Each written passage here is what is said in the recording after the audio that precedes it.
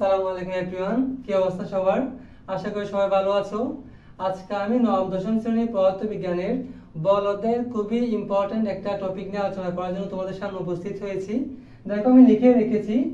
আসলে প্রশ্নটা চিত্র আকারে না থাকলেও আমি কিন্তু প্রশ্নটাকে চিত্রে কনভার্ট করেছি। তার একটাই রিজন, দেখা যায় পদার্থবিজ্ঞানের ক্ষেত্রে যখন প্রশ্ন দেওয়া থাকে বা উদ্দীপক দেওয়া থাকে সেক্ষেত্রে আমাদের বুঝতে অনেক বেশি অসুবিধা হয়।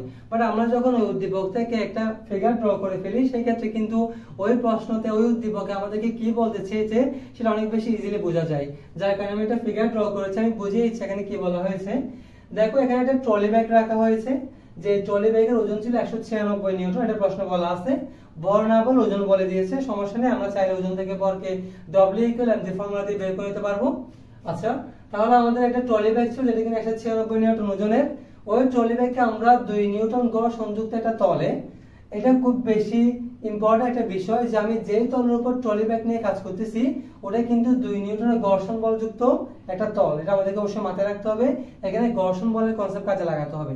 তাহলে দেখো আমি একটা ঘর্ষণযুক্ত মেঝেতে 10 সেকেন্ড যাবত বল প্রয়োগ করে 50 মিটার দূরত্বে ট্রলি ব্যাগকে টেনে নিয়ে আসছি। এরপর উদ্দীপকে বলা ছিল আমরা প্রযুক্ত বলকে অপসারণ করছি। সো এখানে দেখো আমাদের প্রশ্ন কি কি দেওয়া হয়েছে। আমাকে বলা হয়েছে ট্রলির উপর প্রযুক্ত বলের মান কত। আমি যে ট্রলিকে এখান থেকে টেনে এখানে নিয়ে আসলাম, আমি ট্রলির উপর কি পরিমাণ বল প্রয়োগ করেছিলাম সেটা আমাকে জানতে চাওয়া হয়েছে প্রথম প্রশ্নে। আর আমাকে পরবর্তী প্রশ্নে জানতে চাওয়া হয়েছে বল অপসারণের পর ট্রলিটি 600 মিটার দূরত্ব অতিক্রম করবে কিনা। দেখো আমি কিন্তু এই জায়গায় আনার পর ওকে আর কোনো বল প্রয়োগ করি নাই, তখন কিন্তু আমি বলটা অপসারণ করে ফেলছি। বাট দেখো একটা বস্তু যখন আমি ঠেলে আনলাম তার মধ্যে যেহেতু গতি আছে, সে যেহেতু গতি জড়তার কারণে কিন্তু সেই জায়গায় থেমে যাবে না, সে আরেকটু সামনে এগিয়ে যাবে। আমি যদি আরেকটু উদাহরণ দিয়ে বলি, ধরো আমরা যখন রুমের মধ্যে ফ্যান আমরা চালিয়ে রাখি, ধরো আমি গিয়ে সুইচটা অফ করে দিলাম, তাহলে যে ফ্যানটা এতক্ষণ ঘূর্ণায়মান ছিল আমি সুইচ অফ করার সাথে সাথেই কিন্তু ফ্যানটা থেমে যায় না, সে আরো কিছুক্ষণ ঘুরে তারপর আস্তে ধীরে থেমে যায়। কেন এমনটা হয়? কারণ ফ্যানটা আগে থেকে ঘূর্ণায়মান ছিল, সে আগে থেকে গতিশীল ছিল, তাই গতি জড়তার কারণে সে আরো কিছু দূর ঘুরে এরপর সে বন্ধ হয়ে যায়। সেম কাজটা হবে এখানে, যেহেতু আমি ট্রলি ব্যাগকে বল প্রয়োগ করে এই জায়গা থেকে এই জায়গায় নিয়ে এসেছি, সে গতিশীল ছিল, তার মধ্যে গতি জড়তা কাজ করবে। গতি জড়তার কারণে সে এখানে থেমে যাবে না, আমি বল অপসারণ করলো সে আরো কিছু দূর এগিয়ে গিয়ে তারপর সে থামবে। তাহলে বলা হচ্ছে আমি বল অপসারণ করলেও সে আরো 600 মিটার দূরত্ব অতিক্রম করতে পারবে কিনা। সে যে কিছু একটা দূরত্ব অতিক্রম করবে সেটা আমরা সবাই বুঝতে পারতেছি, বাট সেই দূরত্বটা 600 মিটার কিনা আমাকে সেটা বের করতে বলা হয়েছে। চলো তাহলে আমরা এক এক করে প্রত্যেকটা প্রশ্নের সমাধান করে ফেলি। তাহলে আমাকে বলা হয়েছে ট্রলিটির উপর প্রযুক্ত বলের মান বের করতে। তোমরা নিশ্চয়ই জানো ঘর্ষণ বল দেওয়া থাকলে সেক্ষেত্রে আমরা একটা ঘর্ষণ বলের ফর্মুলা ব্যবহার করি। আমি ফর্মুলাটা লিখছি, তোমরা খেয়াল করো।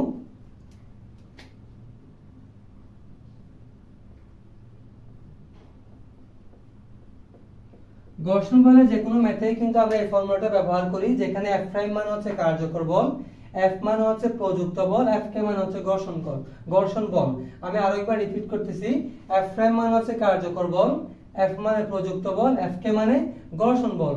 প্রশ্নে বলা ছিল ট্রলির উপর প্রযুক্ত বলের মান কত, তাহলে আমাকে অবশ্যই F বের করতে হবে। তাহলে আমি কি করতে পারি, দেখো আমি যদি এখান থেকে F বের করতে চাই, F কে এই পাশে ছিল, F কে আমি এই পাশে পাঠিয়ে দিলে F কে কিন্তু প্লাস হয়ে যাবে। তাহলে F থাকবে এক পাশে আর F কে আর F' থাকবে এক পাশে প্লাস আকারে। তাহলে দেখো আমি এভাবে লিখতে পারি F = F' প্লাস F কে। আমি এটাকে এই পাশে পাঠানোর পরে প্লাস হয়ে গেছে, বাট লেখার সময় আমি ঘুরিয়ে লিখছি। এখন তোমরা নিশ্চয়ই জানো F' যেহেতু কার্যকর বল, যে কোনো কার্যকর বলকে লেখা যায় m এ। যে কোনো একটা অবস্থানে কোনো বস্তুর উপর যে বলটা কাজ করবে ওটাকে বলা হয় কার্যকর বল, ঠিক আছে। আমরা প্রাথমিক অবস্থায় যে বলটা দিব সেটা হয় প্রযুক্ত বল। আমি যদি একটু এক্সপ্লেইন করি, একটু খেয়াল করো তোমরা। ধরো আমি এই বস্তুটার উপরে 10 নিউটন বল প্রয়োগ করলাম, দেখা গেল এখানে তলের মধ্যে ঘর্ষণ ছিল 2 নিউটন। তাহলে তুমি বলো এই বস্তুর উপর আমি 10 নিউটন বল প্রয়োগ করলে সে কি 10 নিউটন বলের সামনে যেতে পারবে? কখনোই পারবে না, কারণ যে তলের মধ্যে 2 নিউটন ঘর্ষণ আছে, সেই ঘর্ষণ কিন্তু গতির বিরুদ্ধে কাজ করে। আমি যেহেতু বস্তুর উপর বাম থেকে ডানে বল প্রয়োগ করছি, ঘর্ষণ কিন্তু আমাকে বল প্রয়োগ করবে উল্টো দিকে। এই যে ঘর্ষণকে হারাতে গিয়ে, ঘর্ষণকে উপেক্ষা করতে গিয়ে আমার কিন্তু 2 নিউটন বল খরচ হয়ে যাবে, যার কারণে আমার বস্তু কিন্তু 10 নিউটন বলের সামনে এগোবে না। যেহেতু আমার 2 নিউটন ঘর্ষণ বলকে হারাতে গিয়ে খরচ হয়ে গেছে, তাহলে আমি বাকি 8 নিউটন বলের সামনে এগিয়ে যাব। দেখো এখানে কিন্তু 3টা বল আছে।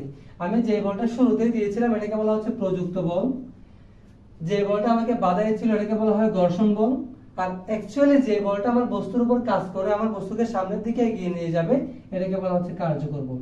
তো দেখো কার্যকর বলকে কিভাবে পাওয়া যায়, এই যে প্রযুক্ত বল তার থেকে ঘর্ষণ বলকে বিয়োগ করলে কিন্তু কার্যকর বল পাওয়া যায়, সেটাই কিন্তু আমরা লিখেছি।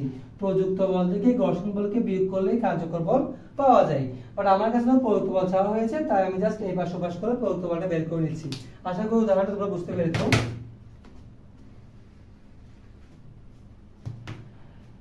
এই যে কার্যকর বল, যে বলটা আসলে আমার বস্তুর উপর কাজ করে ওটাকে লেখা হয় ma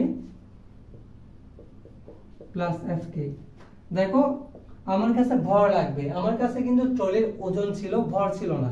তাহলে w = m, যে ফর্মুলাতে আমি যদি m বের করতে চাই তাহলে কি হবে, w / g। এক কথায় সহজ ভাষায় বললে আমাকে যে ওজনটা বলে দেওয়া আছে ওটা যদি আমি 9.8 দ্বারা ভাগ করি সেই ক্ষেত্রে কিন্তু আমি ভর পেয়ে যাচ্ছি। তাহলে 196 ডিভাইডেড বাই 9.8 দেখা যাচ্ছে 20 কেজি, আমার ভর আসে 20 কেজি। ত্বরণের মান আমি এখনো জানি না, আমি fk জানি, আমার fk বলা ছিল 2 নিউটন, আমি বসিয়ে দিলাম। এখন দেখো 196 নিউটন, এটাই কিন্তু 20 কেজি, আমি এখানে 20 কেজি লিখে রাখি। যেটাই 196 নিউটন ওজন সেটাই কিন্তু 20 কেজি। আচ্ছা এখন দেখো আমার কাছে কিন্তু ত্বরণ নাই, সো আমি ত্বরণটা কিভাবে বের করতে পারি। দেখো আমার কাছে কিন্তু যেহেতু ট্রলিটা স্থির অবস্থান থেকে যাত্রা শুরু করছে, না বললেও তুমি ধরে নিতে পারো স্থির অবস্থান, কারণ এখানে কিন্তু এমন বলা ছিল না যে তোমার এই ট্রলিটাকে সমবেগে নিয়ে যাচ্ছে, এমন কথা কিন্তু বলা ছিল না। তাহলে আমি স্থির অবস্থান থেকে তাকে নিয়ে যাচ্ছি, যার কারণে আস্তে আস্তে তার ব্যাগটা বাড়ছে, এই জায়গায় এসে যেহেতু ব্যাগ বাড়ছে তাই আমি এখানে একটা ত্বরণ পাবো। তো আমি ত্বরণটা কিভাবে বের করছি, দেখো আমার কাছে আদিবেগ আছে, আমার কাছে সরণ আছে, আমার কাছে সময় আছে, তাহলে আমি অ্যাপ্লাই করব s = ut plus half at square। তো তুমি দেখো আমার আদিবেগ যেহেতু 0, তাহলে 0 * t, 0 হয়ে যাবে, এটা আমার আর লাগবে না। তাহলে আমি লিখতে পারি s = at square divided by 2। এখন তুমি এতে লিখতেই পারো আর গুণ করে at square = 2s, আর আমার যেহেতু a এর মান দরকার, a হচ্ছে 2s divided by t square। দেখো s এর মান কিন্তু 50 মিটার, s এর মান 50 মিটার, 2 * s 2 * 50 মানে উপরে হচ্ছে 100 আর টাইম হচ্ছে 10, তো 10 কে স্কয়ার করলে ওটাও 100, 100 ডিভাইড বাই 100 মানে আমার ত্বরণ আসবে 1 ms * 2। আমি আরেকবার একটু বলি, আমার ফর্মুলা ছিল s = ut plus half at square, আমার আদিবেগ 0 ছিল, আদিবেগ 0 হওয়ার কারণে ut 0 হয়ে গেছে। তোমরা যদি বুঝে যাও সেক্ষেত্রে কিন্তু এক লাইনে ক্যালকুলেশন করে ফেলতে পারো, সূত্র থেকে একবারে তুমি চাইলে ত্বরণে চলে আসতে পারো। বাট আমি যাতে করে সবাই বোঝে, যারা নতুন ক্লাস 9 এ আছে ওদের যদি বুঝতে কোনো অসুবিধা না হয় জন্য আমি ভেঙে ভেঙে দেখাচ্ছি। তাহলে আমি কি করলাম, s = ut তো আগে থেকে 9 হয়ে গেছে, at square by 2 লিখলাম, at square পাশে আছে তাই উপরে লিখছি, আর গুণ করলে লেখা যায় at square = 2s, ওখান থেকে এটা বের করলাম। তাহলে এর মান পেয়েছি 1, আমি 1টা বসিয়ে দিলাম, আমার आंसर চলে আসে 22 নিউটন। এটাই কিন্তু ছিল আমার প্রযুক্ত বল। আমার কাছে কিন্তু এটাই চাওয়া হয়েছিল যে আমি কতটুকু বল প্রয়োগ করেছিলাম ট্রলির উপর ওকে সরানোর জন্য। তাহলে আমাদের প্রথমটা आंसर চলে আসছে, আমরা এখন পরবর্তী ম্যাথটা সমাধান করব। সবাই খাতায় তুলে নাও।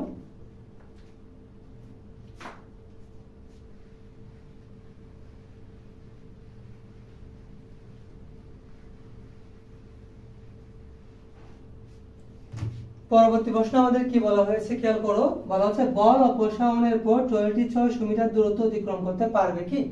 আচ্ছা তাহলে আমি এই জায়গায় আসার পর কিন্তু আর কোনো রকম বল দিই নাই, বল অপসারণ করে ফেলেছি। ওই যে বলছিলাম বল অপসারণ করলেও সে আরো কিছু দূর এগিয়ে যাবে গতি জড়তার কারণে, সেই কিছু দূরের মানটা 600 মিটার কিনা আমাকে বের করতে হবে। তাহলে আমি কি করতে পারি, আমি ধরে নিচ্ছি আমাদের ট্রলিটা এই জায়গায় এসে থেমে গেছে, ঠিক আছে। ট্রলি সেটা সামনের দিকে এগিয়ে যাবে বল অপসারণের পরও, সেটা সত্যি, কিন্তু সেটা আজীবন চলবে না, যেহেতু ঘর্ষণ আছে সে এক সময় থামবে। আমি ধরে নিচ্ছি সে এখানে থেমে গেছে, আমাদের ট্রলি এখানে থেমে গেছে। এখন তুমি বলো যে এখানে ট্রলি থেমে গেল, সেখানে ট্রলির শেষ বেগ কত? ট্রলির শেষ বেগ 0 মিটার পার সেকেন্ড। এবার একটা বিষয় তুমি খেয়াল করো, আমরা কিন্তু এখানে দুইটা ঘটনা নিয়ে কাজ করছি, একটা হচ্ছে বল প্রয়োগ করার ঘটনা আর একটা বল অপসারণ করার পরের ঘটনা।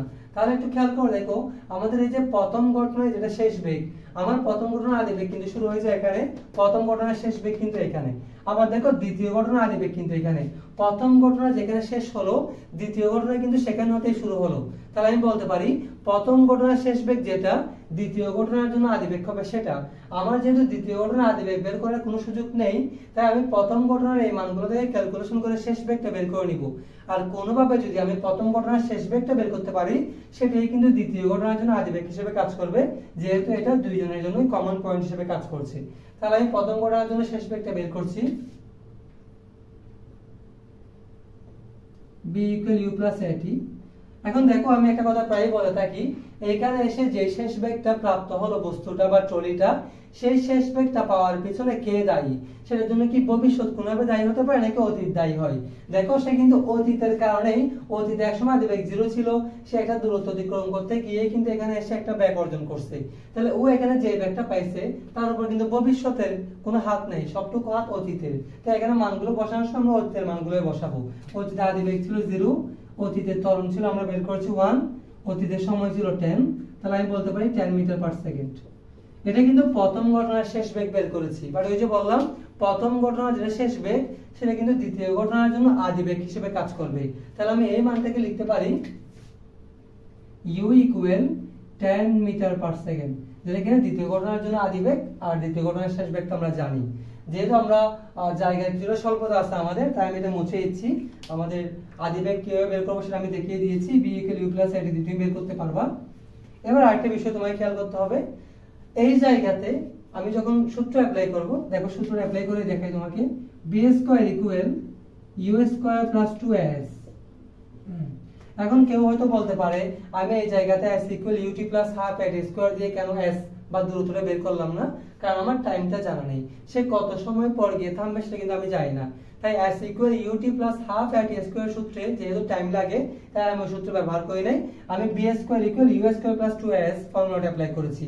আর সূত্র সম্পর্কে যদি বলতে হয় তাহলে গতি অধ্যায়ের যে সূত্রগুলো আছে, আসলে গতি অধ্যায়ের সূত্রগুলো তিনটা টাইপে ভাগ করা যায়, পাশাপাশি, পরন্ত, নিক্ষিপ্ত।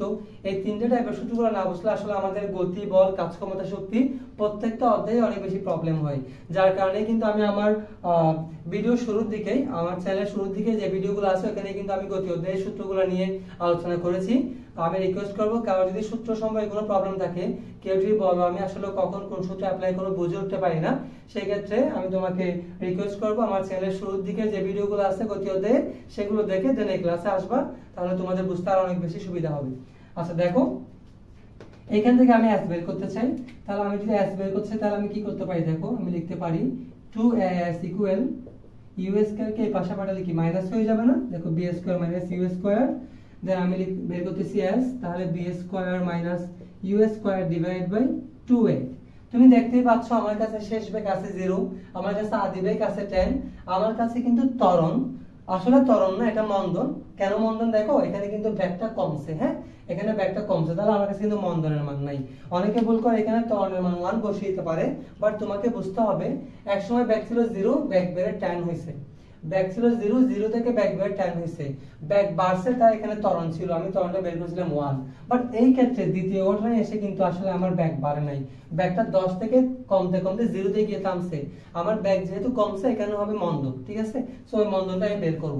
এখন তুমি খেয়াল করো আমার এই তলের উপর কিন্তু আমি কোনো বল প্রয়োগ করি নাই, আমার কোনো বল নাই, শুধুমাত্র এই ঘর্ষণ বলটা আছে।